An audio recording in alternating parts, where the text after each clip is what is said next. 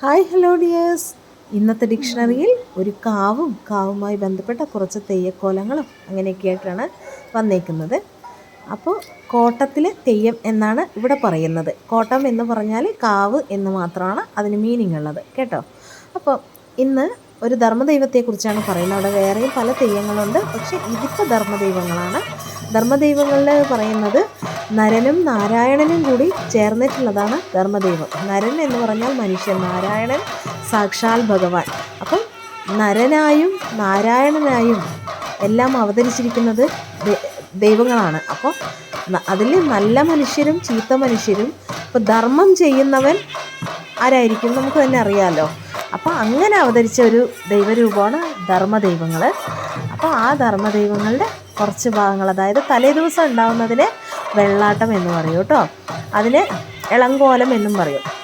ഇതിൽ മുടി അങ്ങനെ കറക്റ്റ് അതിൻ്റെ അങ്കലാവണ്യങ്ങൾ കറക്റ്റ് ഉണ്ടാവത്തില്ല. അങ്കലാവണ്യങ്ങളോടൊപ്പം മേലങ്കികൾ കംപ്ലീറ്റ് ആയിരിക്കില്ല.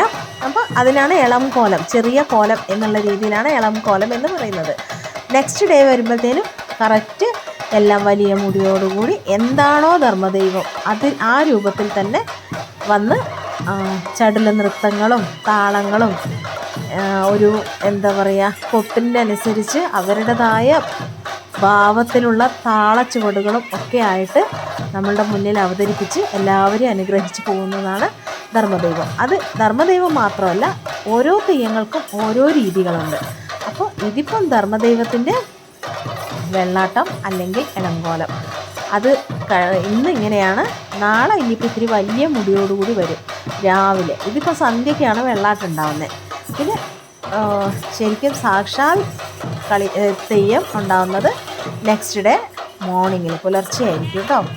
അപ്പോൾ ഇതിപ്പം അറിയാത്തവർക്ക് ഇതൊക്കെ വലിയ കാര്യമാണ്, ഇങ്ങനെയുള്ള കാര്യങ്ങളൊക്കെ കിട്ടുമ്പോൾ. അപ്പോൾ തീർച്ചയായും നിങ്ങൾ ഇത് കാണുക, ഈ വീഡിയോ കാണുക. ഇതിനെപ്പറ്റി ഇത്തിരിയെങ്കിലും എനിക്കറിയുന്ന രീതിയിൽ ഞാൻ പറഞ്ഞു എന്ന് അത് മനസ്സിലാക്കുക. Okay, bye, thank U.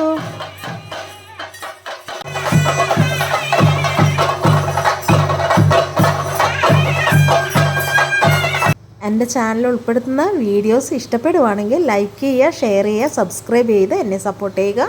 ഒരു കമൻറ്റും ഇട്ടേക്കണേ.